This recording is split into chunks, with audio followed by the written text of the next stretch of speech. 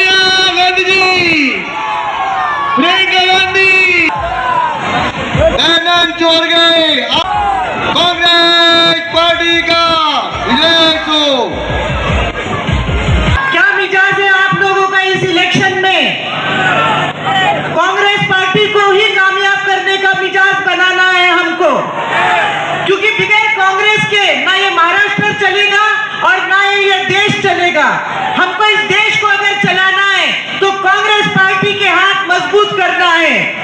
बहुत से लोगों ने टिकट मांगा था, उस टिकट मांगने वालों में मैं भी थी। आज मैं भी 1984 से इस शहर में काम कर रही हूँ, मगर क्या हमको टिकट नहीं मिला तो क्या हम आजाद उम्मीदवार बनकर खड़े हो जाएंगे क्या?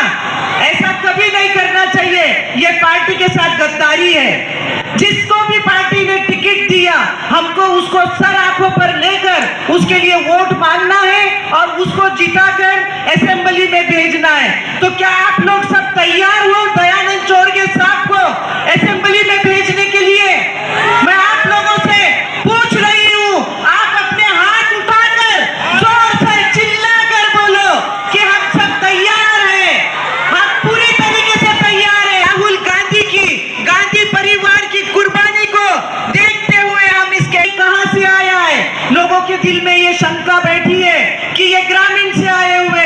अरे आप लोग कैसे भूल सकते हो कि एक वक्त ऐसा था जिस वक्त रशीद ताहिर साहब इलेक्शन लड़े थे और पहली बार आमदार बनकर भिवंडी शहर में आए थे।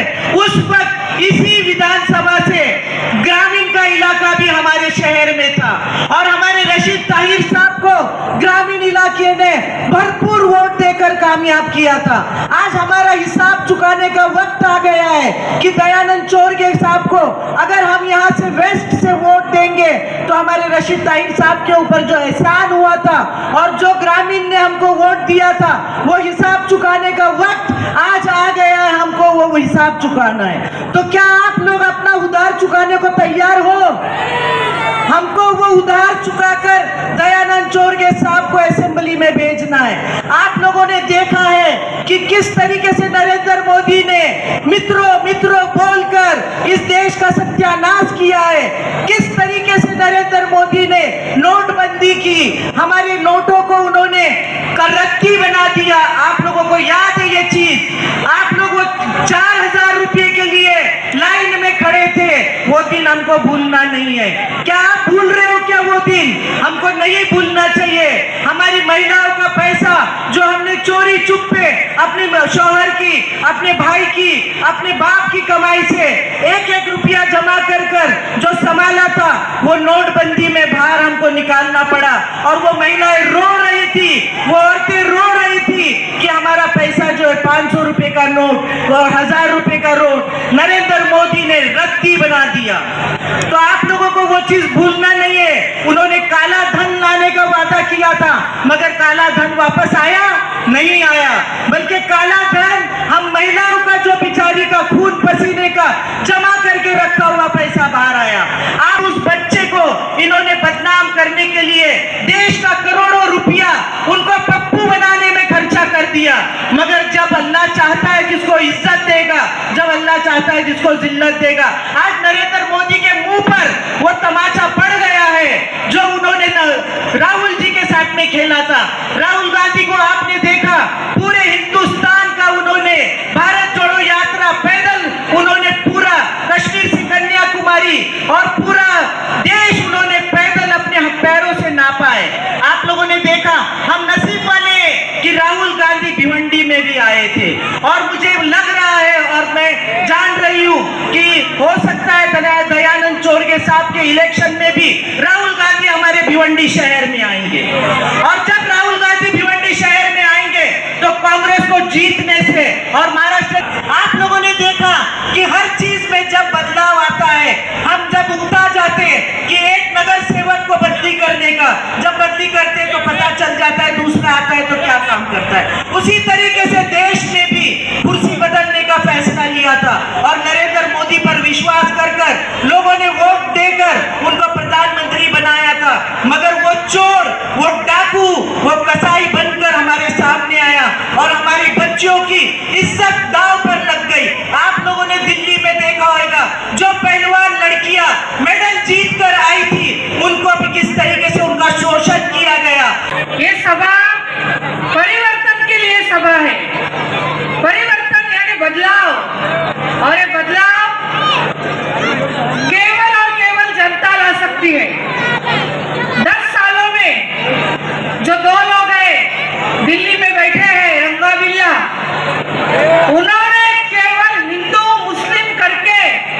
लोगों को डराने का काम किया है।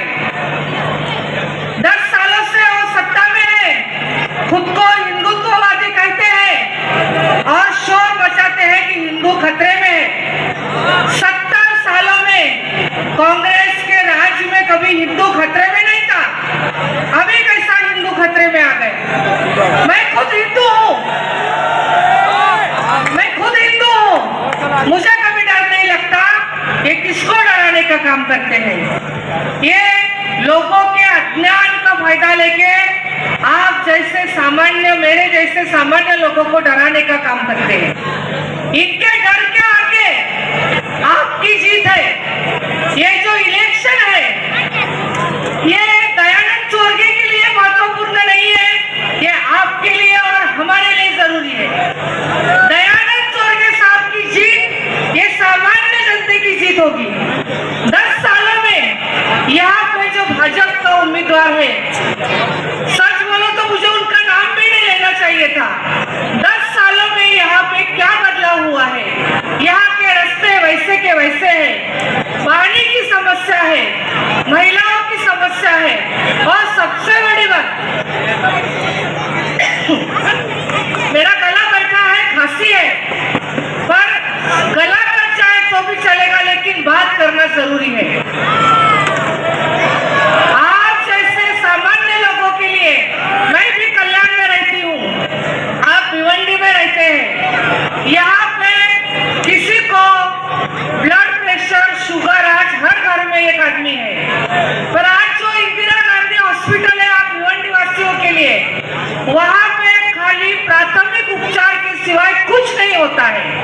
किसी बंदे को वो सीरियस हो जाए तो अपने को JJ hospital, Sion hospital, Nair hospital, Bombay में भागना पड़ता है, और भागने के लिए रास्ता भी इन्होंने बनाया नहीं है। आपको राजीव गांधी, राहुल गांधी, सोनिया गांधी, शरद पवार, उद्धव ठाकरे जहाँ है वहां पे वोट करना है और पंजे को वोट करना है। तो मैं आप लोगों से आशा करती हूँ कि आने वाले 20 तारीख को मेरी माँ बहनें पंजे का बटन दबाएगी, और अगर इस महाराष्ट्र में महायुति की सरकार, महाविकास आघाड़ी की सरकार आ गई तो हर महीने 1,500 नहीं 3,000 मिलेगा। मेरी बहनों ने सुना नहीं लग रहा है, हर महीने कितना मिलेगा? 3,000। ये अधिकृत घोषणा हुई है, और बेरोजगारों को 4,000 रुपया मिलेगा। जो इन लोगों ने 1,500 चालू किया है उसका दुगुना हम लोग देंगे अगर महाविकास आघाड़ी की सत्ता आ गई। तो महाविकास आघाड़ी की सत्ता कैसे आएगी? अगर आप लोग महाविकास आघाड़ी का उम्मीदवार चुन के दोगे। तो हमारे महाविकास आघाड़ी के उम्मीदवार है दयानंद चोरगे साहब, जिनकी निशानी है पंजा।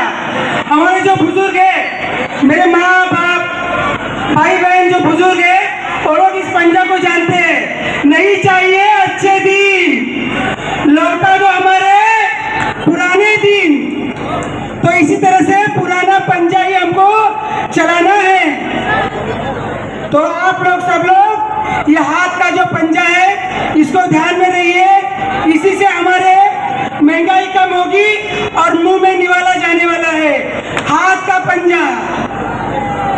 इसी के साथ मैं अपने 2 शब्द समाप्त करती हूँ। चोरगे जी, आज ये पहली सभा है और इस सभा ने बता दिया है कि आने वाले समय में परिवर्तन होने जा रहा है। ये परिवर्तन सभा, इसका नाम ही रखा गया है। ये सभा ये तय करने जा रही है कि आने वाले समय में पश्चिम विधानसभा से हमारे दयानंद चोरगे जी चुन के आने वाले हैं महाविकास आघाड़ी के कैंडिडेट बनके। तो मैं थोड़ी सी बात, जो यहाँ कुछ लोग आके को वोट कटुआ बनने की कोशिश कर रहे हैं, उनके बारे में बताना चाहूंगा आप लोगों के बीच में कि हम एमपी के इलेक्शन में एक साथ थे, एक प्लेटफॉर्म पे थे, तो नजारा कुछ और था। हमने एक मंच पे आके एक बटन दबाई महाविकास आघाड़ी इंडिया अलायंस की, तो यहाँ से तुतारी का कैंडिडेट चुन के दिया।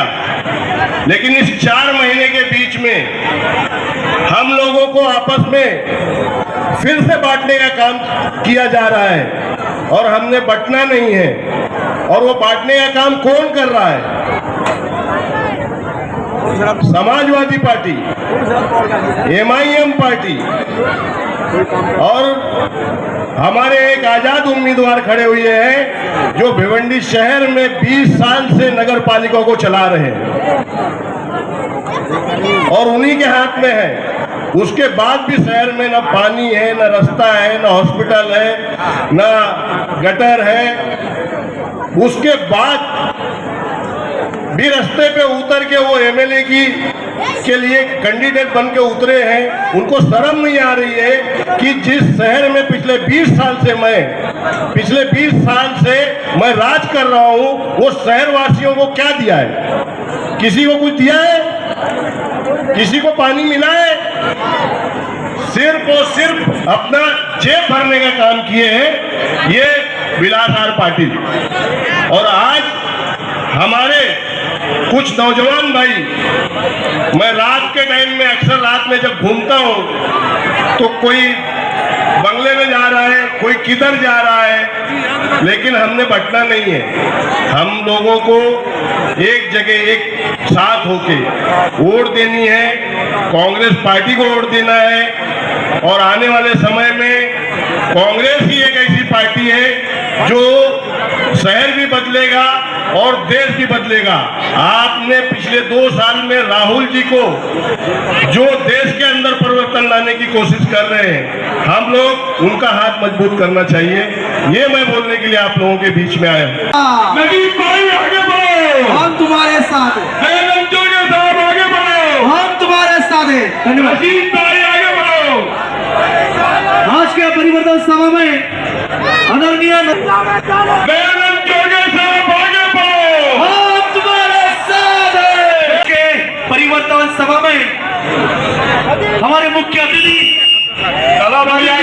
मुन्ना भाई कारपोरेटर शेख सलाम शेख, रानी अग्रवाल जी और हमारे दयानंद चोरगे साहब, अनास अंसारी साहब, कलाम मुबीन साहब, अर्शी फैदान से ये आमदार जी और जो पहले खासदार थे कपिल पाटिल, ये लोग बोलते थे कि बोले हमने 54 रास्ते बोले मंजूर किए RCC, 10 साल में सिर्फ 14 बनाए। तो इनको 54 रास्ते बनाने के लिए लगता है 50 साल लगेंगे, तब ये पूरे होंगे। तो ऐसे पार्टी के उम्मीदवार को हराने के लिए कांग्रेस को वोट देना है। लेकिन इस भिवंडी में पश्चिम में खास तौर से मैं कहना चाहूंगा कि ये परिस्थिति कर दी है हमारे महाविकास आघाड़ी ने कि एकदम से खिचड़ी करके रखा है। कुछ समझ में नहीं आ रहा है कौन उम्मीदवार कैसे क्या। और यहाँ पर जो महाविकास आघाड़ी का सांसद है वो जाके समाजवादी के कैंडिडेट के ऑफिस का ओपनिंग कर रहा है और यहाँ पर महाविकास आघाड़ी है। और वहाँ पर पूरब में महाविकास आघाड़ी के रईस शेख साहब है, वहाँ पर कांग्रेस ने कोई उम्मीदवार नहीं दिया, तो फिर यहाँ पर देने की कोई जरूरत नहीं थी। भाइयों और बहनों, आप लोगों ने भी शायद एक YouTube पे क्लिप देखा होगा जो अपने निसार मास्टर साहब इंटरव्यू दे रहे हैं। मैं कहना चाहूंगा मेरे को बड़ा दुख हुआ, मैं जबकि निसार मास्टर साहब की रिस्पेक्ट करता हूँ, इज्जत करता हूँ, लेकिन उन्होंने जो इंटरव्यू में कहा कि बोले रईस शेख साहब ने जो पूरब के आमदार है उन्होंने इतना काम किया है कि बोले कोई भी इससे पहले ना खासदार ने किया, ना आमदार ने किया, ना बोले महापौर ने किया। मैं आपको बताना चाहूंगा उसने क्या काम किया है। जो रोड बनाया है वो मैं जब महापौर था उस टाइम वो रोड वाइंडिंग किया था और वहां पर रोड बनाया था, लेकिन ये ऐसा दिखा रहा है कि बोले मैंने रोड बनाया। तो ये हम लोग उस टाइम इसका मार्केटिंग नहीं किए, शोबाजी नहीं किए, क्योंकि आप लोगों ने हमें चुन के दिया था, तो वो आप लोगों की सेवा करने के लिए दिया था। ये मार्केटिंग करने के लिए आप लोगों ने हमें नहीं दिया था, और ये बंबई से आके यहाँ पर मार्केटिंग कर रहा है। क्योंकि मैं आप लोगों से बताना चाहूंगा कि इसको किसी भी हालत में इसको हराना जरूरी है, क्योंकि जो यहाँ के नेता हम लोग नेता आए, वो ऐसा दिखा रहे कि हम लोग कुछ भी काम नहीं कर रहे, जबकि रशीद ताहिर साहब है, मैं हूँ, पिछले 10 साल से नहीं हूँ, तो भिवंडी की हालत क्या हुई है। उससे पहले कई अच्छे रास्ते थे, हर काम किया है। आप लोगों को बताना चाहूंगा, यहाँ पर भी यहाँ से आने के लिए उस तरफ से रुखसाना मैडम ने आपको शायद बताया होगा, आने के लिए रास्ता नहीं था। वो गटर के ऊपर जो स्लैब डाले वो रुखसाना मैडम ने बताया, तब मैं था उस टाइम ये काम करके दिए। इतने सारे काम गिनते रहेंगे क्या वो, अगर मैं चैलेंज करता हूँ रईस शेख साहब को, क्या एक स्टेज पर आओ, तुम्हारे काम गिनो, मैं मेरा काम गिनता हूँ, अगर आपके ज्यादा काम होते हैं तो हम आपको सपोर्ट करेंगे, लेकिन फालतू में आप मार्केटिंग मत करिए। क्योंकि जो इन्होंने स्कूल के लिए 7 करोड़ रुपया लाया है, मैं मानता हूँ कि इन्होंने शासन से 7 करोड़ रुपया मंजूर किया है और वो स्कूल बनाई है, लेकिन आपको बताना चाहूंगा कि वो जो स्कूल बनाई 7 करोड़ जो दिया है, ये बीजेपी गवर्नमेंट ने इनको दिया है। किस बदले में दिया है? क्योंकि इन्होंने क्रॉस वोटिंग किया एमएलसी में, इसीलिए उनको दिया है। तो ये अपने को बीजेपी का डर दिखाते हैं समाजवादी वाले, और वहां पर असेंबली में जाके भाजपा का काम करते हैं, भाजपा को सपोर्ट करते हैं। ऐसे आदमी को भिवंडी में नहीं चाहिए। रईस शेख को पूरब में आमदार बनाने से पश्चिम के अंदर भी अपने क्या पठान को वारिस पठान, वो भी बम्बई से यहाँ पर आया, बोले भिवंडी में जाओ और बोले आमदार बनो। अरे लेकिन यहाँ पर नेता लोग हैं जो आधी रात को भी अगर उनके घर पे जाओगे, बेल बजाओगे, तो वो आपके लिए दरवाजा खोलेंगे, आपकी सहायता करेंगे। लेकिन ये बंबई में जाके सो जाते हैं। जैसे डॉक्टर नहीं क्या हफ्ते के अंदर 2 या 3 दिन इधर आता है, डिस्पेंसरी चलाता है, फिर वो बंबई चला जाता है। ये वैसे ही आमदार लोग हैं जो यहाँ पर हफ्ते में 2-3 दिन आते हैं और नेतागिरी कर रहे हैं। तो ऐसे लोगों को यहाँ पर अपने को नहीं रखना है, यही मैं कहूँगा। धन्यवाद। जय हिंद, जय महाराष्ट्र। इलेक्शन की वजह से जो उपस्थित रहे हैं कांग्रेस के पवन जी खेड़ा, नदीम जी, कांग्रेस के अध्यक्ष रशीद ताहिर साहब और माजी खासदार टावरे साहब, और उपस्थित सब भिवंडी के जागरूक और सम्माननीय नागरिक, ये इलेक्शन बहुत खास है। महाराष्ट्र कमजोर करने के लिए दिल्ली से जो 2 आदमी गए 2.5 साल से हमको तकलीफ दे रहे हैं, यहाँ का जो रोजगार है गुजरात में भेज रहे हैं और यहाँ के लोगों को बेरोजगार बना रहे हैं। यहाँ कुछ नहीं कर रहे। जीएसटी महाराष्ट्र से ज्यादा जाता है, लेकिन महाराष्ट्र को खुद दिया नहीं जाता। यहाँ पे आदरणीय उद्धव साहब ठाकरे, आदरणीय शरद चंद्र पवार साहब, आदरणीय राहुल जी गांधी, इन्होंने जो महाविकास आघाड़ी बनाई है, उस आघाड़ी से दयानंद जी चोरगे इस पश्चिम विधानसभा के उम्मीदवार है। गए 2.5 साल का तुमने देखा है कि हर पार्टी को तोड़ फोड़ के रखा है, कहीं कुछ नहीं रखा। ये इलेक्शन खराब कर दिया है। इस इलेक्शन खराब करने की जिम्मेदारी कौन है? तो दिल्ली के लोग हैं। दिल्ली से दबाव आता है और महाराष्ट्र को कमजोर करने का साहस किया जाता है। आज वक्त वही आ गया है जो लोकसभा के टाइम बोलते थे, उनको 240 पे सिमट दिया और उनका हवा निकाल दिया है। वही हवा 20 नवंबर को ये भाजपा की महायुति की करारी हार तुमको करना है। आप हाथ उठा के ताकत दिलाओ कि ये महाविकास आघाड़ी 20 नवंबर को पूरा वोट महाविकास आघाड़ी देगा। हिंदू उद्धव जी ठाकरे, राहुल जी गांधी और शरद चंद्र पवार के महाविकास आघाड़ी को जिताएंगे। ये अपने को संकल्प करना है और 20 तारीख को जिताना है। धन्यवाद। जय हिंद, जय महाराष्ट्र। दयानंद चोरगे साहब को वोट देकर भारी अक्सरियत से कामयाब बनाएंगे। ये हमारे तला शरीफ हसन मोमिन साहब इस वार्ड के कारपोरेटर। आपको 20 तारीख के दिन सुबह 7 बजे से लेकर शाम में 5 बजे तक का, जैसे हमने लोकसभा में महाविकास आघाड़ी के उम्मीदवार को भर भर के वोट दिया, मैं आप सब लोगों से अपील करता हूं कि आप उसी तरह महाविकास आघाड़ी के कैंडिडेट हमारे दोस्त दयानंद चोरगे जी को 20 तारीख के दिन सब जन मिल के वोट करिए और ज़्यादा से ज़्यादा वोटों से कामयाब करने की कोशिश करें। मैं आपसे ये दरख्वास्त करता हूँ। बहुत बहुत शुक्रिया। खुदा हाफिज़। पार्टी का जिंदाबाद, कांग्रेस पार्टी आगे बढ़ो, हम तुम्हारे साथ हैं। ये इलेक्शन आज से शुरू हो गया और आप देख रहे हैं कि इस इलेक्शन में भिवंडी पश्चिम में कुल 14 उम्मीदवार खड़े हैं। 14 उम्मीदवार में 11 उम्मीदवार मुस्लिम हैं और 11 उम्मीदवारों में आप 9 उम्मीदवार का नाम भी नहीं पहचान सकते।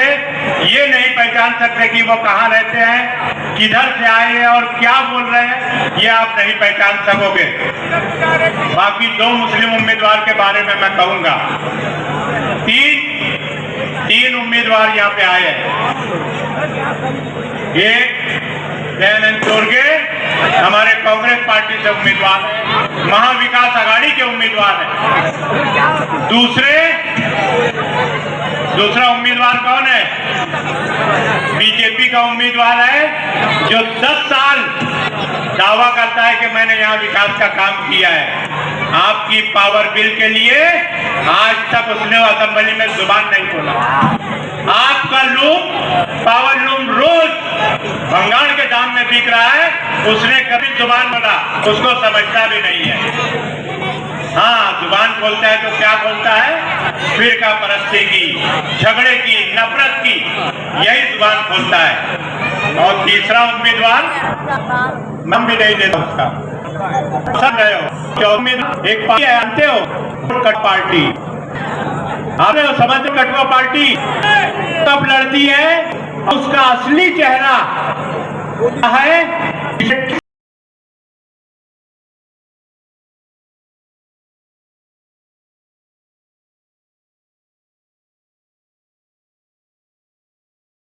50 खोखे में आमदार खरीदे गए और उसमें 2 आमदार जो है आपकी, जिसको हमने कौम के नाम पर चुन के दिया था, मिल्लत के नाम पे हमने चुन के दिया था, जो रोता ऐसे कुर्ता पहना कर कौम से भीख मांगता है, वो शब्द जो है इसी खोखे में बिक गया और महाविकास आघाड़ी की सरकार को गिरा दिया। स्पीकर का इलेक्शन आया, फिर वो भारतीय जनता पार्टी के साथ में गया। अभी 3 महीना पहले असेंबली का इलेक्शन हुआ, एमएलसी का इलेक्शन, उसमें भी इन लोगों ने किसको वोट दिया?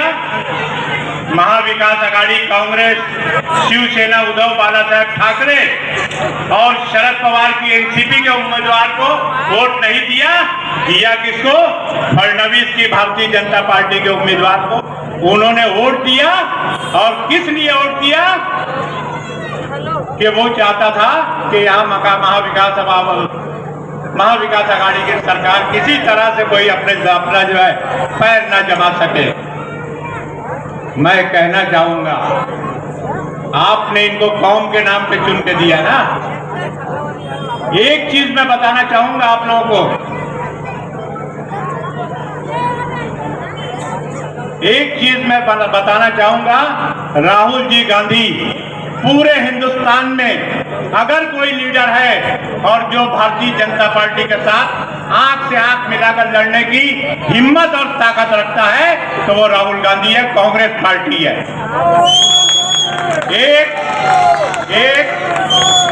एक बात हम पूरे दावे के साथ यह कह सकते हैं कि कोई भी पार्टी बिकेगी, भारतीय जनता पार्टी से कोई भी हाथ मिला सकती है। लेकिन राहुल गांधी और कांग्रेस पार्टी कभी भी भारतीय जनता पार्टी से हाथ नहीं मिलाएगी, ये हमारा दावा है। दोस्तों और साथियों, मैं यही कहना चाहता हूं, अभी 6 महीना पहले, 4 महीना पहले राहुल गांधी का एक नारा, बहुत बड़ा नारा है। क्या नारा है? डरो मत, डरो मत। और यही नारा जो है हर कांग्रेसी का नारा है। आज 6 महीना पहले पार्लियामेंट का इलेक्शन हुआ। पार्लियामेंट के इलेक्शन में आपने देखा होगा कि ना सिर्फ पूरी कौम, ना सिर्फ पूरी मिल्लत, बल्कि इस शहर के हर सेकुलर इंसान उसने महाविकास अघाड़ी को, इंडिया अलायंस को वोट किया और बालिया मात्रे को चुन के लाए हम लोगों ने। उस वक्त ये जो कौम के नाम पे जो वोट मांगते हैं, समाजवादी पार्टी के महाराष्ट्र के सदर कहां थे? आपने भिवंडी से लेकर उत्तर प्रदेश तक इनको कहीं नहीं देखा होगा, क्योंकि ये कहते थे, आजमगढ़ में किसी ने इनसे पूछा कि भाई आप तो बहादुर इंसान हो, पार्लियामेंट के इलेक्शन में दिखे नहीं, तो उन्होंने कहा वहां पर कि क्या मैं जेल जाऊं?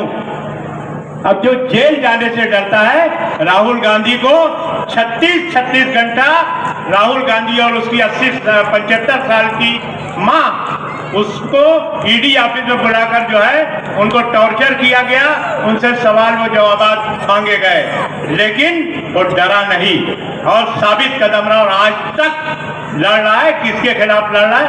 नफरत के खिलाफ लड़ रहा है, मोहब्बत की दुकान खोलने के लिए लड़ रहा है। तो आप लोग, आज मैं नहीं हूं, कल ये लोग आएंगे, कल ये लोग आएंगे। मैं यही कहना चाहूंगा आप लोगों से, कल ये लोग कौम के नाम पर वोट मांगने के लिए फिर आएंगे। ये भी कहेंगे लोग कि हिंदू वोट बढ़ रहा है, इसके लिए एक मुसलमान को वोट दो। बाकी MIM का तो मैं कुछ कह नहीं सकता। लोग बोलते हैं कि दिखता ही नहीं है, कहां से? बंबई से पैराशूट से आया। भारतीय जनता पार्टी, इतना पैसा इन लोगों के पास, नोटबंदी में इतना गोडाउन इन्होंने भर लिया है कि ये जो है न सिर्फ अपना टिकट और पैसा बांटते हैं, बल्कि कुछ दूसरी पार्टियों को भी पैसा देकर टिकट कटवाते हैं। MIM का कैंडिडेट जो है, जो उम्मीदवार है, क्या नाम है? बंबई से कोई आया है, पठान नाम है। अच्छा, कुछ लावारिस कुछ बोलते हैं, कुछ लोग बंबई की भाषा में बोलते हैं टपोरी। ये बंबई की भाषा है, यहाँ की नहीं। हमारे लोग अच्छे लोग हैं। कोई टपोरी यहाँ पे आया हुआ है, उसका टिकट भी फडणवीस ने दिया है। भारतीय जनता पार्टी के डिप्टी चीफ मिनिस्टर ने भी उनका टिकट दिया है। ये हालत है इन पार्टियों की। तो कहीं भी आप लोग जो है किसी के बहकावे में ना आए। मैं कहता हूं कि जो कौम के नाम पर पूरी कौम को बेचे, उससे अच्छा ये हिंदू अच्छा है हमारे लिए। ये हिंदू कांग्रेस के नाम पर आपको बेचने नहीं देगा, और कभी ये बेचने की कोशिश करेगा तो ऊपर राहुल गांधी का चाबुक जो है इनको रोकने के लिए सामने खड़ा हुआ है। मैं यही कहूंगा कि आप लोग जो है कांग्रेस पार्टी के उम्मीदवार को, समय कम है, भारतीय जनता पार्टी से है, बाकी कोई नहीं है टक्कर में। क्यों पड़े हो चक्कर में?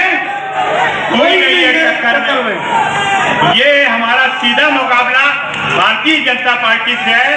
10 साल तक हम लोगों ने जो है अपने वोट का बंटवारा करके इस भारतीय जनता पार्टी को, जहां 52 से 55% अकलियत है, खासतौर से मुसलमान जहां आबाद है, ऐसी जगह पर भारतीय जनता पार्टी का आदमी हमारे वोटों के बंटवारे से चुन के जाता है, ये हमारे लिए शर्मनाक बात है।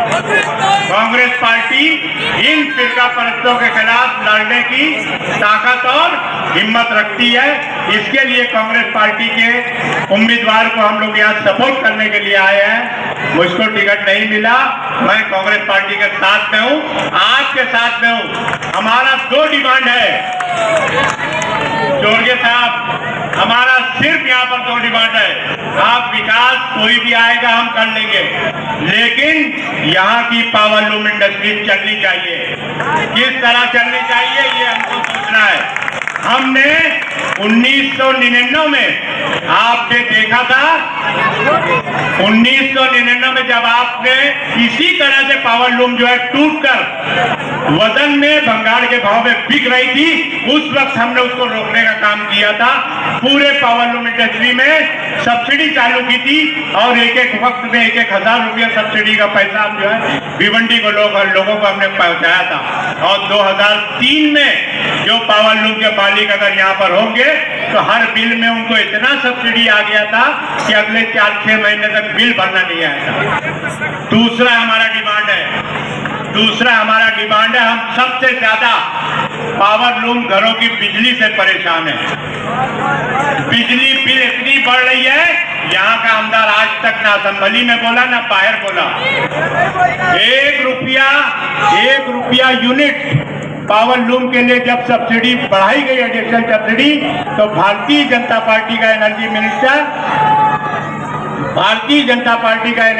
मिनिस्टर चंद्रकांत पाटिल मुझको बुलाता है, बोले यार आपको पावर लूम की मालूमात है, आप बताओ कि क्या हम दे सकते हैं। मैंने उनसे यही कहा कि 2 चीजें हैं। मैं अभी कहूंगा कि ये करो वो करो, आप बोलोगे वो दिल्ली के हाथ में, दिल्ली में मोदी जी की गवर्नमेंट है। मैं बोला आप फौरन ये कर सकते हो कि 1 रुपया एडिशनल सब्सिडी दो। उन्होंने फौरन मंजूर किया और दे दिया। उस वक्त ईस्ट और वेस्ट दोनों एमएलए नहीं थे। जब मैंने प्रपोजल दिया तो पूरब और पश्चिम कहाँ गए थे मालूम नहीं, शायद खोखा सल्टाने में लगे होंगे। दोनों एमएलए नहीं दिखे और 1 रुपया एडिशनल सब्सिडी आई। आज मैं कहना चाहता हूं कि रेसिडेंस का हमारा बिल हमारी ताकत के बाहर है। हमने एक मांग किया है, कांग्रेस पार्टी में भी किया है और इंशाअल्लाह ताला पूरी ताकत के साथ हम उसको माफ करवाने की पूरी कोशिश करेंगे। महाविकास आघाड़ी की सरकार आई तो आपका 200 यूनिट बिजली का बिल माफ हो जाएगा, ये मैं ऐलान करने के लिए 200 यूनिट, अगर 200 यूनिट बिजली बिल यानी आपका जो इलेक्ट्रिक का बिल आता है तकरीबन 1600 रुपया आपका अगर सब्सिडी मिल जाती है, माफ हो जाता है, तो 80% भिवंडी का मसला हल हो जाता है। जो झोपड़पट्टियों में है, जो चालियों में रहते हैं, जो छोटे छोटे फ्लैट में रहते हैं, 80% लोगों का बिल माफ हो जाता है।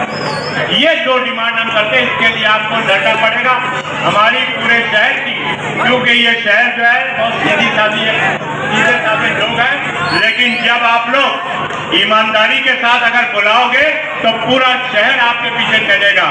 और हमने 2003 में एक्साइज के खिलाफ 45 दिन तक पूरे भिवंडी शहर को बंद रखा था, पूरे भिवंडी शहर को की हड़ताल किया था और आखिर में कांग्रेस की सरकार आई तो एक्साइज ड्यूटी खत्म हो गई।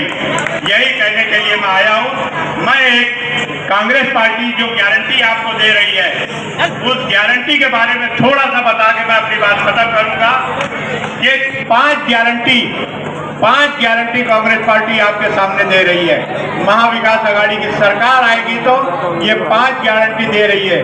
ये लोग लाडली कि मैं 1500 रुपये की बात नहीं करूंगा। कल कोई महिला आई थी टीवी पे, वो बोल रही थी कि 1500 रुपया आया और 1 महीने में जो तेल का भाव, दूसरे चीजों का दाम बढ़ गया है, उसको 1800-1900 रुपया तो वही चला जा रहा है। तो एक हाथ से ले रहे हैं और दूसरे हाथ से एक हाथ से दे रहे हैं, दूसरे हाथ से खींच रहे हैं।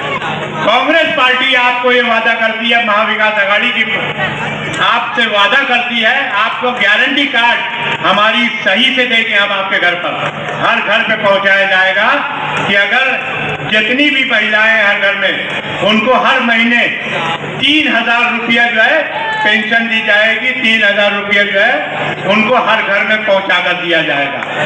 नंबर 1। नंबर 2, जितने बेरोजगार नौजवान हैं, जब तक उनको रोजगार नहीं मिलता 4,000 रुपया हर बेरोजगार नौजवान को कांग्रेस पार्टी देगी पर मंथ, हर महीने हाँ, ये हर महीने 4,000 रुपया देगी।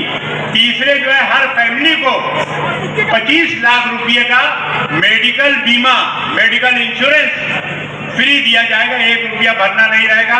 आप बीमार पड़े, आप हॉस्पिटल जाओ, आपको जो है 25 लाख रुपये तक एक परिवार को मेडिकल की सहूलत मिलेगी। नंबर 4 जो है ये जातीय गणना जो है, आज ये लोग जो है कितने दलित हैं, कितने आदिवासी हैं, कितने ओबीसी हैं, कितने जुड़ाह हैं। हम लोगों को भी न्याय मिलना चाहिए। हमसे सिर्फ ये लोग वोट लेते हैं, हमको कुछ देते नहीं है। कांग्रेस इसकी लिमिट है। हमारे सैकड़ों नौजवान बच्चे जो हैं, जो अच्छी तालीम हासिल करते हैं, ओबीसी का सर्टिफिकेट लेते हैं, वैलिडिटी लेने के बाद भी उनको मेडिकल और इंजीनियरिंग में दाखिला नहीं मिलता है। कांग्रेस पार्टी इस गारंटी के तहत आपसे वादा करती है कि ये 50% की लिमिट जो है ये खत्म की जाएगी। और अगर आप ओबीसी के लोग अगर कहीं एक जगह 80% है, 70% है, तो उनको मेडिकल कॉलेजेस में 70 से 80% रिजर्वेशन मिलेगा और उनको वहां पर दाखिला मिलेगा। ये कांग्रेस पार्टी आपसे वादा करती है। और 5वां जो है ये कृषि के ताल्लुक से है, नौजवानों के ताल्लुक से है। ये सिर्फ वादा नहीं है। कांग्रेस पार्टी की गवर्नमेंट जो है हिमाचल प्रदेश में आई।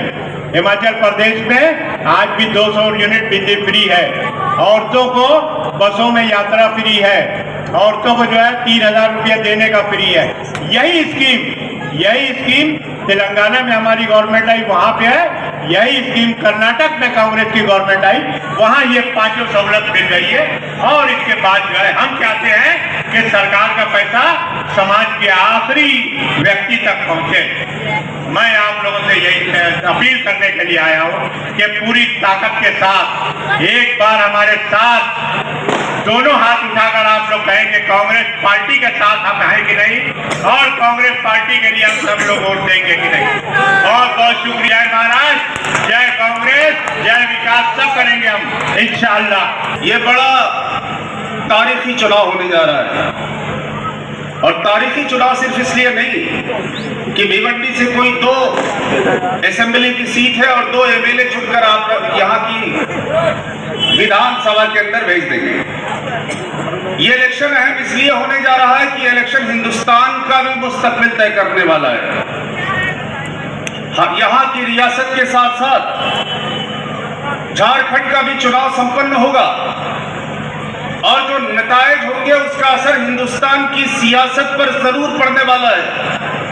2014 के लोकसभा के इंतखाबात के बाद हिंदुस्तान की सियासत को बदलने की कोशिश राष्ट्रीय स्वयंसेवक संघ और भारतीय जनता पार्टी के इशारे पर कन्याकुमारी से कश्मीर और अटक से लेकर कटक तक लगातार होती रही। और राष्ट्रीय स्वयंसेवक संघ के और भारतीय जनता पार्टी के नेतृत्व के इशारे पर अगर कोई सबसे बड़ा तबका है तो वो अकलियत के लोग हैं और खुसूसन मुसलमान हैं, जिन पर लगातार हमला करने की कोशिश हो रही। 14 का चुनाव जीते, 19 का लोकसभा का चुनाव जीते, और जब 24 का लोकसभा का चुनाव आया तो अहंकार इतना बढ़ चुका था कि कहा गया कि हम 400 सीटें जीतेंगे। लेकिन उसके पहले कन्याकुमारी से कश्मीर, मणिपुर से मुंबई, अभी ताहिर भाई कह रहे थे लेकर कौन चला, और उस वक्त में किसने हिंदुस्तान के आवाम की आवाज को बुलंद करने का काम किया। हमें इस बात को कहते हुए फख्र होता है कि जब पूरा हिंदुस्तान खामोश था, कहीं से किसी तरह की कोई आवाज शाह और तानाशाह के खिलाफ नहीं निकल रही थी, तो एक आवाज थी जिसने कहा था कि हाँ, हम दलितों की आवाज को उठाएंगे, हम हिंदुस्तान के मुसलमानों की आवाज को उठाएंगे, हम हिंदुस्तान के कमजोरों की आवाज को उठाएंगे। और ये संविधान जिसके पन्ने लेकर राहुल गांधी पूरे हिंदुस्तान के अंदर घूमे, और कहा गया कि यह संविधान जिसका पहला पन्ना कहता है कि समानता होगी, हिंदू और मुसलमान बराबर होगा, दलित और ब्राह्मण बराबर होगा, मर्द और औरत बराबर होगी, अगड़ा और पिछड़ा बराबर होगा, गरीब और अमीर बराबर होगा। संविधान के पन्नों पर बाबा साहब अंबेडकर के बनाए हुए पन्नों पर लगातार हमला करने की कोशिश राष्ट्रीय स्वयंसेवक संघ के इशारे पर अगर शाह और तानाशाह कर रहे हैं तो एक आवाज है, वो राहुल गांधी की आवाज है जिन्होंने इसके खिलाफ मजबूती से लड़ाई लड़ने का काम किया। और राहुल गांधी के साथ कौन खड़ा हुआ, मुझे पता है इस बात को कहते हुए, कौन खड़ा हुआ राहुल गांधी के साथ? पिछले लोकसभा के चुनाव में चौधरी साहब, अयोध्या की महान जनता को मैं भिवंडी की सरजमीन से सलाम करता हूं। अयोध्या की महान जनता ने गठबंधन को चुनाव जितवाया, भारतीय जनता पार्टी को चुनाव हरवाया। हम बधाई देते हैं इलाहाबाद की जनता को, प्रयागराज को, गठबंधन जीता, भाजपा हारी। मुझे फख्र है कि मुझे प्रियंका गांधी ने कहा रायबरेली में कि नदीम बनारस के चुनाव को पूरी शिद्दत के साथ लड़ना है। दीवानों की तरह से हम लोगों ने बनारस में काम किया। 500 करोड़ रुपए मोदी ने और अमित शाह ने बांटे बनारस में। हमें माइक नहीं मिला, हमें मंच नहीं मिला, हमें किराए की गाड़ी नहीं मिली, हमें लाइट और कैमरा नहीं मिला, लेकिन हम बनारस की जनता को धन्यवाद देते हैं कि बनारस की जनता ने, मोदी बड़ी मुश्किल से गिरते पड़ते चुनाव जीता है। एक तरह से मोदी चुनाव हार गया था। उत्तर प्रदेश ने एक पैगाम दिया। यहाँ लोग बैठे हैं जौनपुर के, मेरे अपने जिले के, आजमगढ़ के, मऊ के, गाजीपुर के, बलिया के, इलाहाबाद के, सिद्धार्थनगर के, पूरा पूर्वांचल प्रतापगढ़ के, बहुत लोग बैठे हैं। ये बैठे आजमगढ़ की जिक्र हो रहा था, अल्लामा शिबली नोमानी की सरजमीन, महापंडित राहुल संकीर्तन की सरजमीन, कैफी आजमी की सरजमीन। इकबाल ने लिखा था कि इस खित्ते आजमगढ़ पे मगर फैजाने तजल्ली है अक्सर, जो जर्रा यहाँ से उठता है वो नैयर आजम होता है। ऐसी सरजमीन से हम लोग निकल कर आए। महाराष्ट्र ने भी एक पैगाम दिया। 48 में से 31 सीटें लोकसभा की हम जीते। हमारी सरकार आपकी ताकत से इस रियासत में बनने जा रही है। राहुल गांधी के कैंडिडेट हमारे भाई हैं, प्रियंका गांधी के कैंडिडेट हैं, सोनिया गांधी के कैंडिडेट हैं, पूरी महाविकास अघाड़ी के कैंडिडेट हैं। और मैं आपसे ये गुजारिश करने के लिए हाथ जोड़कर आपसे के सामने हाजिर हुआ हूँ। एक एक एमएलए महत्वपूर्ण है, एक एक साथी महत्वपूर्ण है। भिवंडी के विकास के साथ साथ भाईचारा भी बचा रहे, भिवंडी के विकास के साथ साथ यहाँ के इंसानी रिश्ते भी बचे रहे, भिवंडी के विकास के साथ साथ संविधान के पन्ने भी बचे रहे। और भिवंडी को तो हम इसलिए याद करते हैं कि जब राहुल गांधी संविधान को लेकर लड़ रहे थे तो राष्ट्रीय स्वयंसेवक संघ ने राहुल गांधी पर पूरे देश में केस किया, भिवंडी में भी केस किया। 3 बार राहुल गांधी यहाँ की कोर्ट में आए। मैं आरएसएस से माफी नहीं मांगूंगा, मैं अपनी लड़ाई को जनता के आशीर्वाद से लड़ने का काम करूंगा, ये राहुल गांधी ने कहा। सारी शहादत से इस देश को सारी विरासत मिली। अभी जिक्र हो रहा था, ये आरएसएस और बीजेपी के लोग जो राष्ट्रवाद के ठिकायत थे, ये कह रहे हैं कि ये फलाना मुल्क का गद्दार और ये वफादार। मैं तो सिर्फ एक ही बात कहना चाहता हूँ कि अयोध्या जैसे शहर में भी अशफाकुल्ला खान ने हंसते हुए फांसी के फंदे को छुआ था और अशफाकुल्ला खान ने दुआ की थी कि परवरदिगार अगर दोबारा पैदा करना तो इसी धरती पर, इसी सरजमीन पर पैदा करना, ताकि अंग्रेजों के जुल्म और अत्याचार के खिलाफ लड़ाई लड़ते हुए दोबारा फांसी के फंदे पर चढ़ सकूं। अयोध्या की जेल में ये कह रहे हैं अशफाकुल्ला खान। भगत सिंह चढ़ रहे फांसी के फंदे पर, माँ आती है तो कहते हुए हंसते हुए यहाँ से जाओ। हिंदुस्तान का मजदूर, किसान, आम लोग जो लड़ाई लड़ रहे हैं उनकी लड़ाई में कमी हो जाएगी। महाराष्ट्र में मैं 2007 में भी यहाँ पे आया था। लंबा रिश्ता है भिवंडी से। मैं कांग्रेस की स्टूडेंट ऑर्गेनाइजेशन ऑल इंडिया का सदर था। दिल्ली यूनिवर्सिटी से लेकर जवाहरलाल नेहरू यूनिवर्सिटी के तमाम चुनाव हम जीते। स्वर्गीय विलासराव देशमुख जी यहाँ पे मुख्यमंत्री थे। ताहिर रशीद साहब एमएलए हुआ करते थे। हमने इनके साथ कई मीटिंग्स की और उसके बाद भी लगातार सिलसिला रहा। जिंदगी की कहानी है, जो वक्त गुजर जाता है वो बड़ा खूबसूरत होता है। जो गुजर रहा होता है वक्त, उससे इंसान मुतमईन नहीं होता। जो आने वाला वक्त होता है उससे इंसान डरा होता है कि पता नहीं कैसा होगा, क्या होगा। जिनको हम छोड़ चले वो जहां कैसे हैं, शाखे गुल कैसी है, खुशबू के मकान कैसे हैं, ये सबा तू तो उधर ही से गुजरती होगी, उस गली में मेरे कदमों के निशान कैसे। मैं यही कहना चाहता हूं भाई, कांग्रेस पार्टी के डिस्ट्रिक्ट प्रेसिडेंट की शक्ल में जिम्मेदारी के साथ काम किया है। और जैसे कि रशीद भाई ने अभी कहा, हमारे एमपी साहब ने भी कहा, और एमपी साहब तो विलास राव जी के बड़े खास लोगों में थे, विलास राव देशमुख जी के, इनके साथ हमने उस वक्त बड़ा काम किया था। राहुल गांधी बहुत गंभीर है, बहुत सीरियस है अकलियतों के हुकूक को लेकर, दलितों के हुकूक को लेकर, पिछड़ों के हुकूक को लेकर। और सीए एनआरसी जब हुआ था, और मुझे फख्र है इस बात का कि जब सीए के प्रोटेस्ट चले पूरे हिंदुस्तान के अंदर, हम लोगों ने जागने से स्टार्ट किया था। रात में कमिश्नर के यहाँ गए दिल्ली पुलिस में, पूरे हिंदुस्तान में सीए एनआरसी का प्रोटेस्ट चला, कोई नेता बाहर नहीं निकला। सबसे पहले कोई निकला तो इंडिया गेट पर प्रियंका गांधी, दूसरा कोई निकला तो राहुल गांधी, तो तीसरा कोई निकला तो सोनिया गांधी, और हिंदुस्तान में वो मूवमेंट खड़ा हुआ। आज वक्त का सवाल, इस वक्त के सवाल पर अगर कोई आवाज है, कोई पार्टी बोल रही है दलितों के हुकूक पर, तो पार्लियामेंट के अंदर राहुल गांधी ने जिम्मेदारी के साथ वक्त के सवाल को उठाने का काम किया। इसलिए मैं आपसे गुजारिश करना चाहता हूं, विकास तो होगा ही, कांग्रेस का मतलब ही विकास है, कांग्रेस का मतलब ही भाईचारा है, कांग्रेस का मतलब ही लोगों को जोड़ने की कोशिश करना है। हम कभी नफरत की बात नहीं करेंगे, हम कभी बदलाव की, भटकाव की बात नहीं करेंगे। लेकिन रशीद भाई ने ठीक कहा, और वो कहते हुए इस बात का उन्होंने इशारा किया कि कुछ लोग कौम के नाम पर वोट की सियासत करते हैं। कुछ लोग तो हैदराबाद में कर रहे थे, आजकल वहां कांग्रेस की तारीफ कर रहे हैं। मैं तेलंगाना कांग्रेस का प्रभारी रहा, रेवंत रेड्डी हमारे कांग्रेस पार्टी के मुख्यमंत्री हैं, हमारे दोस्त हैं, कल आएंगे वो मुंबई में प्रेस कॉन्फ्रेंस करने के लिए। तो आजकल हैदराबाद वाले तो कांग्रेस की तारीफ शुरू कर दी उन्होंने। दूसरी पार्टी का जिक्र आपने किया कि उनके रियासत के जो सत्र हैं, वोट तो कौम के नाम पर आप लेते हैं, लेकिन कौम को गड्ढे में डालकर, अकबर इलाहाबादी ने कहा था कि कौम के गम में डिनर खाते हैं हुक्काम के साथ, रंज लीडर को बहुत है मगर आराम के साथ। तो ये लोग कौम का सौदा तो कर लेते हैं, लेकिन जब आपकी लड़ाई लड़ने की बात आती है तो लड़ाई लड़ने वाले नहीं। लड़ाई कोई लड़ेगा तो ये संविधान लड़ेगा, लड़ाई कोई लड़ेगा तो कांग्रेस पार्टी लड़ेगी, लड़ाई लड़ेगा तो भाई के साथ मिलकर राहुल गांधी ने कदम से कदम मिलाकर हमारे साथी लड़ेगा। और हम आपको यकीन दिलाते हैं, हम आपको यकीन दिलाते हैं कि मैं खुद एमएलए रहा हूं, और आपकी दुआओं से उत्तर प्रदेश की विधानसभा के अंदर बहुत मोतबर और बहुत बुलंद आवाज की तरह से मैंने काम किया था। मैं एक बार बहुत जिम्मेदारी से कहना चाहता हूं, फोरम अगर जिम्मेदारी का नहीं है, बैनर में अगर जान नहीं है, आपकी टॉप लीडरशिप पे अगर जान नहीं है, तो कोई काम जमीन पर होने वाला नहीं है। कांग्रेस की सरकार बनेगी, शिवसेना की, एनसीपी की, पवार साहब की, उद्धव ठाकरे जी की और कांग्रेस की मिलकर सरकार बनेगी। एक एक वोट इंपॉर्टेंट है।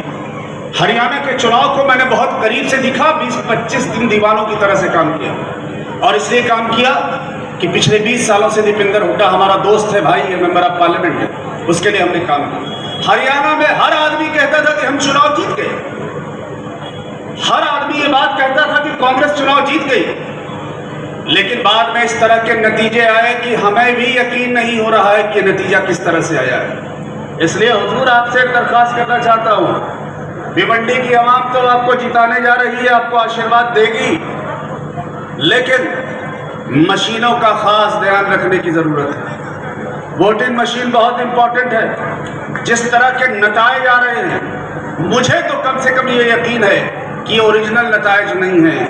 आप वोट भी देना चाहे, ये लोकतंत्र है, इसमें जनता मालिक है, इसमें आप फैसला करते हैं कि ये मालिक बनेगा, ये राजा बनेगा और ये रंक बनेगा। लेकिन अगर मशीनों पर ही हमला हो जाए, अगर चुनाव की प्रक्रिया पर सवाल उठने लगे, अगर इलेक्शन कमीशन पर सवाल आने लगे, तो हिंदुस्तान की जमहूरियत को खत्म होने की दिशा में काम हो रहा है। बूथ पर जो साथी खड़ा होगा, मैं बड़े अदब के साथ ये गुजारिश करना चाहता हूं कि एक एक बूथ इंपॉर्टेंट है हमारे लिए। बूथ पर आप वोट दिलाने का काम करिए, और मशीन पर खास निगाह रखने की जरूरत है। अगर आपने मशीन पर खास निगाह नहीं रखा, तो हो सकता है कि भाई चुनाव तो जीत जाए, लेकिन मशीनों के नतीजे कुछ और बताते। तो बड़ी जिम्मेदारी के साथ, बहुत जोश के साथ एक एक साथी वोट कराएगा। और हमें खुशी इस बात की है, पुराने एमपी साहब हमारे हमारे शिवसेना के अध्यक्ष जी, हमारे डिसूजा साहब कर्नाटका से चल के आए, एक बार खड़े हो जाइएगा सर, दीवानों की तरह कर्नाटका से चल के यहाँ काम कर रहे, ताली बजा दीजिए जरा सर के लिए।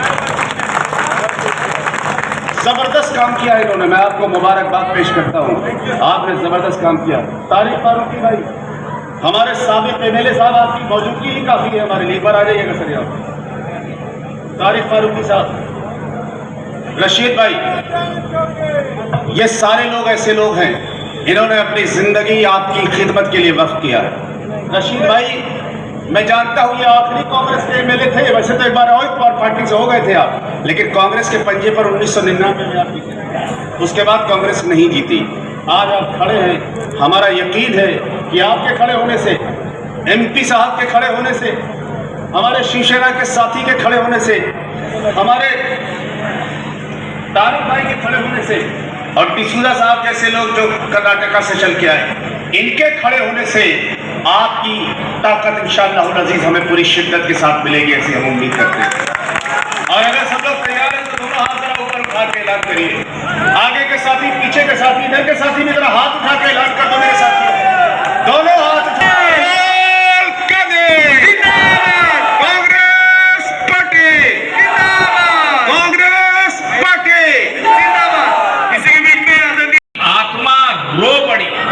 उसके दिल में दर्द है, जख्म है। पावर जो बिजली की यहाँ हालत है, वो दिल्ली तक उसकी खबरें आती हैं कि कोई एक मंत्री बैठा है जो आपकी बिजली चुरा रहा है, एक प्राइवेट सेक्टर के एक बड़े सेठ को बिजली का काम दे दिया, और बिजली की जो हालत है ये हम जानते हैं। तो आपको नौकरी की चोट, आपके व्यवसाय की चोट, आपके पेट पर लात मारी है नरेंद्र मोदी ने। अगर आज हम दिल्ली से यहाँ आए हैं तो आपसे ये समझने आए हैं कि बताइए इनको क्या सजा दी जाए। आप बताइए इनको सजा कैसी दी जाए।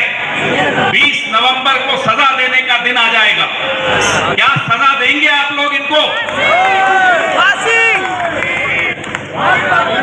थोड़ा ऊंचा बोलिए, नरेंद्र मोदी को सुनाई देगा। आपने बोला राहुल गांधी, 4000 किलोमीटर राहुल गांधी पैदल चले, आपके लिए चले, मेरे लिए चले, हम सब भाइयों के लिए चले। वो 4000 किलोमीटर चलने की जरूरत क्यों पड़ी राहुल गांधी को? क्योंकि टीवी पे जब आप टीवी चलाकर खबरें देखते हो तो ये नहीं दिखाया जाता कि भिवंडी के उद्योग बंद हो गए, उसमें कहीं नहीं दिखेगा आपको। नहीं दिखाया जाएगा कि आपकी बिजली के बिल कितने आते हैं, वो भी नहीं दिखाया जाएगा। नहीं दिखाया जाएगा कि कैसे नौजवान को ड्रग्स की लत दी जा रही है, नहीं दिखाया जाएगा। उस पर सिर्फ नरेंद्र मोदी का हंसता हुआ नूरानी चेहरा दिखेगा। क्या वो चेहरा देखने चाहते हो आप? राहुल गांधी इसलिए सड़क पर निकले थे कि भिवंडी के कपड़ा उद्योग के मुद्दों पर चर्चा हो, उस पर बात हो, उस पर आगे क्या सुझाव हो लोगों का, कैसे उसको ठीक कर सकते हैं, कैसे दुरुस्त कर सकते हैं, इस पर चर्चा हो।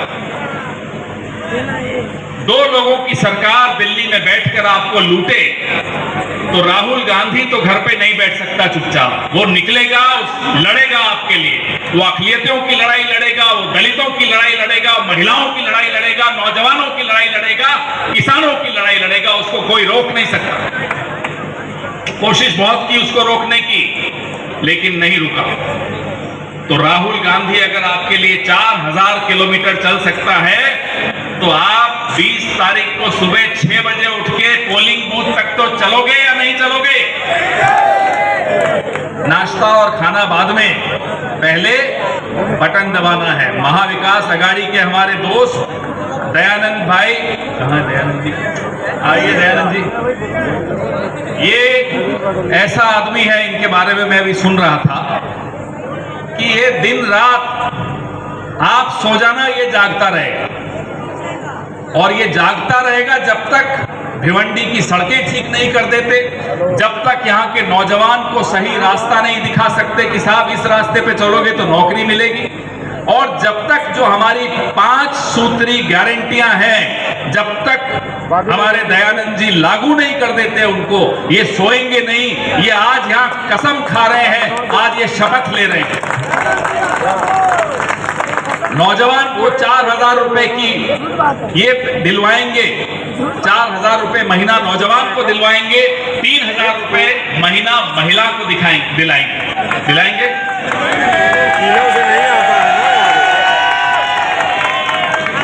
नेता वही होता है जो रात को सो नहीं पाता, जिनको आपने सरकार दी, जो चोर दरवाजे से सरकार बना रहे हैं, वो भी लूटते हैं, रात को भी लूटते हैं, आपको सोने भी नहीं देते, और उसके बाद आंखें और दिखाते हैं, नए नए नारे लेकर आते हैं। न हम बटेंगे न हम कटेंगे, ये लिख लीजिए, और न हम डरेंगे न हम मरेंगे। हम वो लोग नहीं है जो डरते हैं। मोदी जी को कह देना कहीं और जाकर डराए। डरते वो हैं हमारी इस एकता से, इस भाईचारे से वो डरते हैं, क्योंकि जब भी हम लोग एक होते हैं, भारतीय जनता पार्टी दूर दूर तक दिल्ली नहीं आ सकती।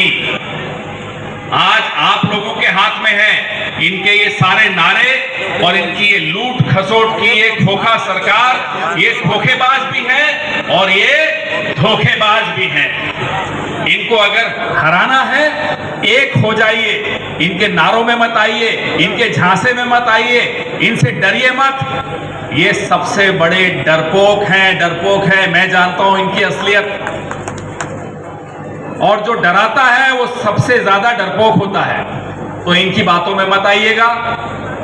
बिल्कुल ठान लीजिए, दयानंद जी को आप वोट तो दे रहे हैं, वोट राहुल गांधी को मिल रहा है, वोट मल्लिकार्जुन खड़गे को मिल रहा है, इसलिए वोट आपकी ताकत है, 5 साल में एक बार आता है, गंवाना मत। और मैं आपको ये वादा करके जा रहा हूं, जब हमारी सरकार महाविकास आघाड़ी की बनेगी तो दयानंद जी को इतना काम मिल जाएगा कि वैसे ही ये सो नहीं पाएंगे। अब इशारा कर सकते हैं, इससे ज्यादा तो हम बोल नहीं सकते। कहाँ है दयानंद जी?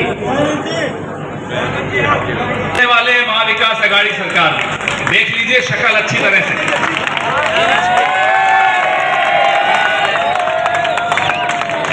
और ये तैयार हैं जिम्मेदारी लेने के, हम भी तैयार हैं।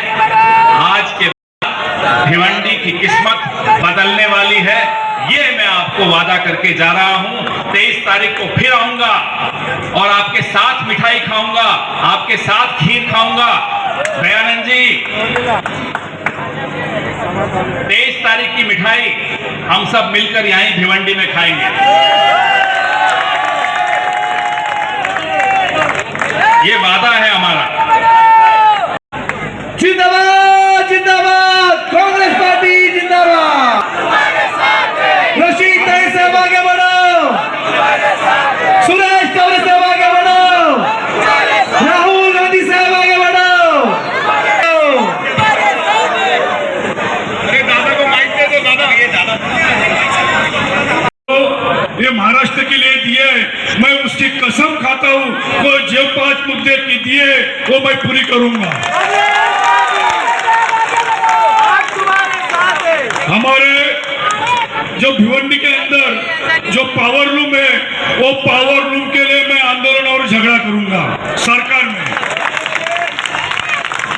जो टोरंट पावर में हमारे भिवंडी की जनता जो तरस रही है, उसके लिए जो आने वाली जी सरकार है, महाविकास आघाड़ी की सरकार है, और उस सरकार के अंदर जो हमारा मुख्यमंत्री बनेगा, हमारे इस पावर लिंक के लिए जो ऊर्जा मंत्री बनेगा, उसको निवेदन देके आपको बता रहा हूं कि टोरंट पावर का जो उनका जो दादागिरी है, वो दादागिरी के लिए हम आपके साथ कटिबद्ध रहूंगा।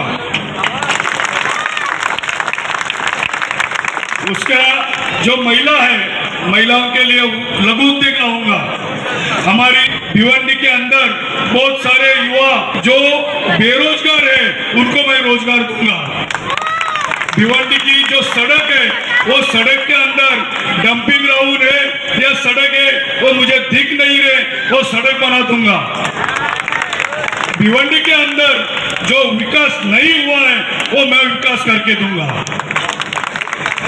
आज 2014 से लेकर 2019 तक महाराष्ट्र के अंदर भाजपा की सरकार थी।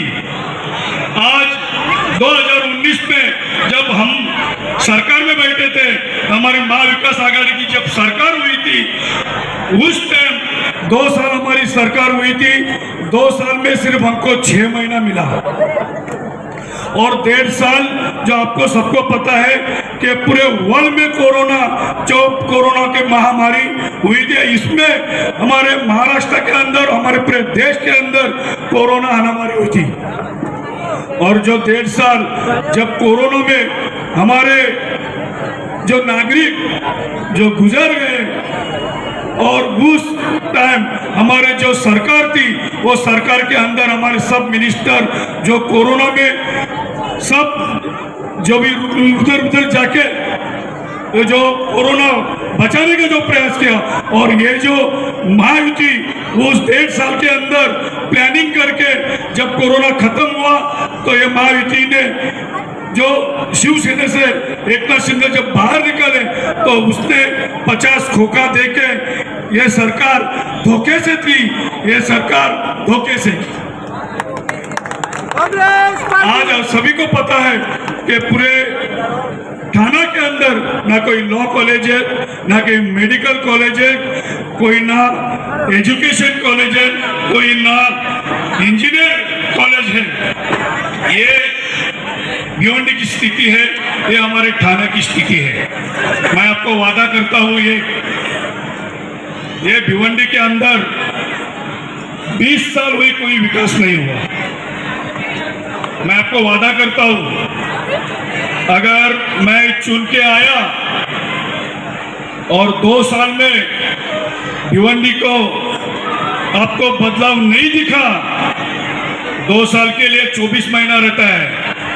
अगर 2 साल में भिवंडी को बदलाव आपको नहीं दिखी तो 25वें महीने में दयानंद चौगे वादा करता मैं राजीनामा दूंगा। मैंने पद का मैं आश्वासन देकर बोलता हूँ। मेरा शब्द समाप्त कर। जय हिंद, जय महाराष्ट्र।